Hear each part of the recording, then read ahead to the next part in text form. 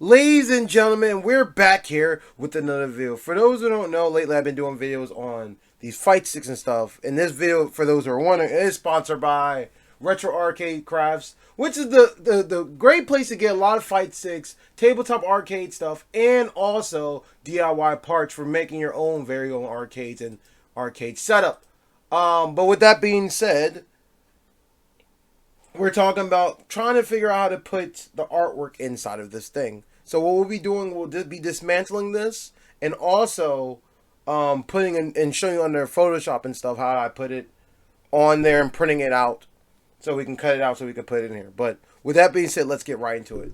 So for this, for the B1-PC board, you have to, there's our 1, 2, 3, 4, 5, 6, 7 screws to unscrew. And this should be pretty simple. So you flip it over.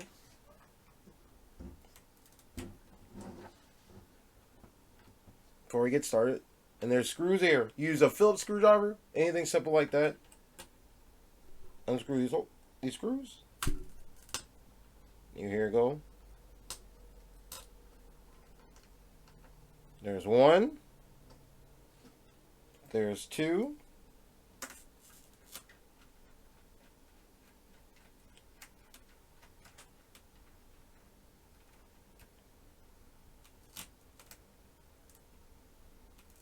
There you go. There is the second one. 3.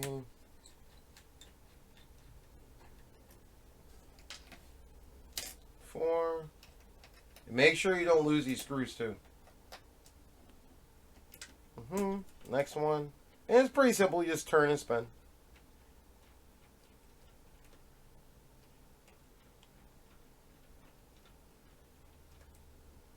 And this one.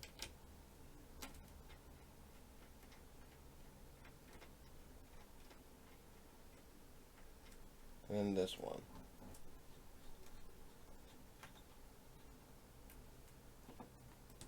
So there we go. This.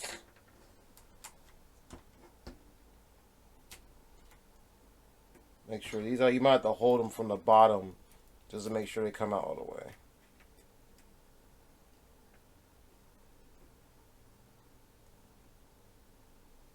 And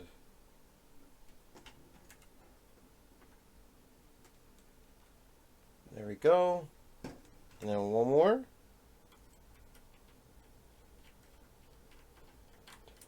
There we go. Over here. And then this one, the last piece of the puzzle.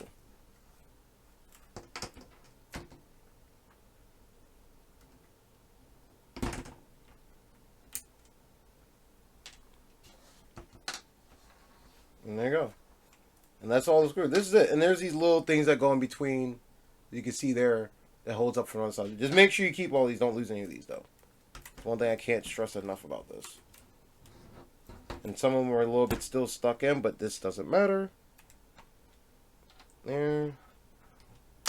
There.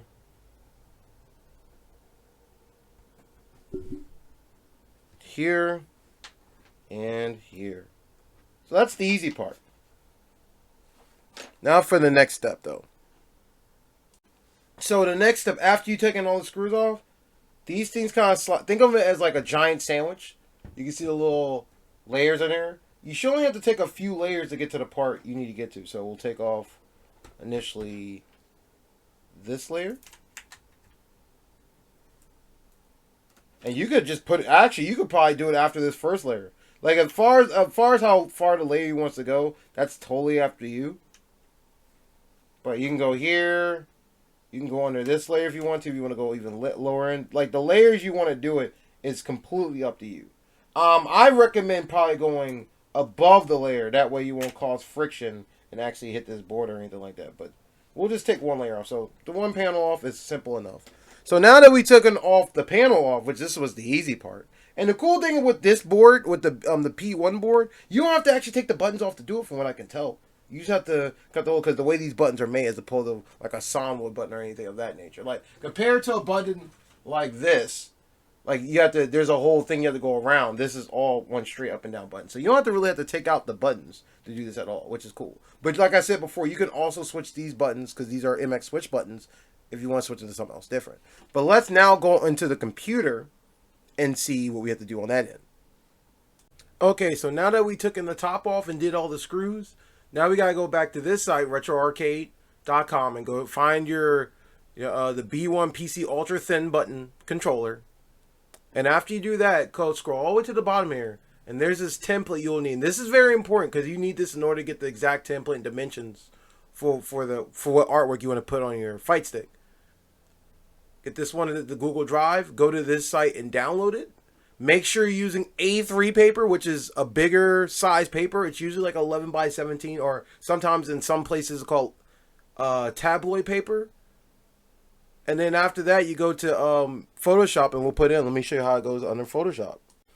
Now that we're in Photoshop or GIMP or any other software you use, because as long as it's able to read PSD files, this should work in any one of those softwares. And GIMP is free, so if you don't have Photoshop, use GIMP. These same rules apply. It's fairly simple.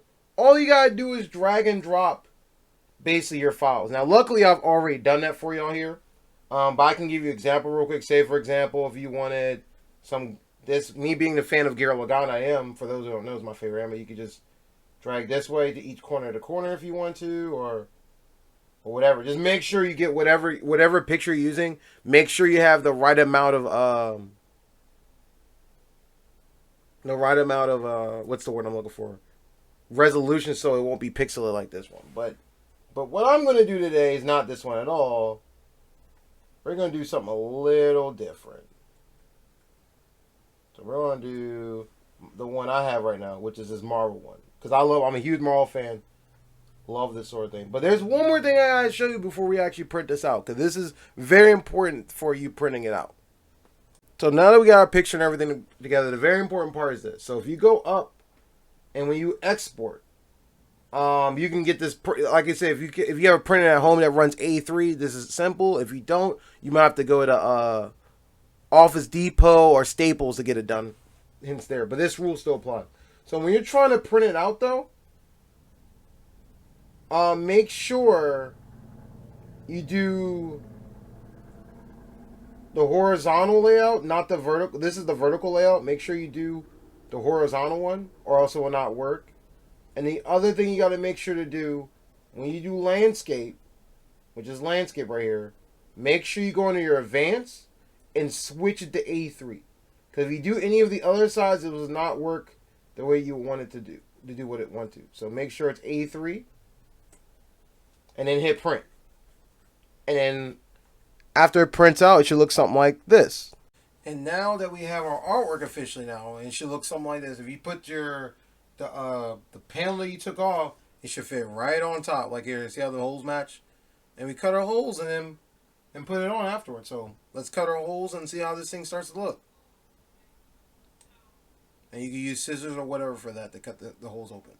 So now that we cut this all up and cut the holes, we can now layer this on top. So if we did the template and everything like we did earlier, should fit right on like a glove. There we go. There we go. Fits just like a glove. And we can just layer this up and put the screws and be done with it. And then to put the final screw just so you can see. I figure I'd show the last one just so you can get an idea how it goes in there. So the stop goes in this way. And you can do it either way, but just to make it more of a clean look, I tend to put the screw part at the bottom. Put it in. Get it started. As you can see here. Then screw the rest down while holding the bottom so it won't move. And that's it. And you got your fight stick, and we have all the Marvel characters in it. Well, let me know what you think in the comments, and like and subscribe, and I'll see you soon. Peace.